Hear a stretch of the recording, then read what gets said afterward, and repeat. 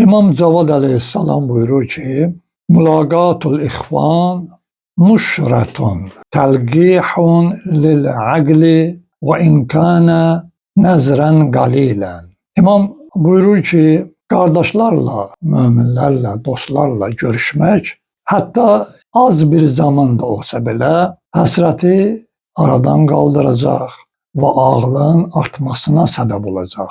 Görürsən ki, insan müminlerle görüşəndə, dostlarla görüşəndə ilahi bir rəhmət, ilahi bir nur insana nazil olar ve insanın kalbini nurlandırar ve o imam buyurduğu kimi həsrəti aradan qaldırar. Həm də insanın ağlının artmasına səbəb olar. Çünki insan təkliyə qapalanda, ya özü ilə çox məşğul olanda, indiki zamanədə görürsən ki, əksəriyyət əllərindəki telefon vasitəsilə ya başqa sosial oxu deyək, mütaliə deyək, işlərlə məşğul çox olduğuna görə özünə qapanır.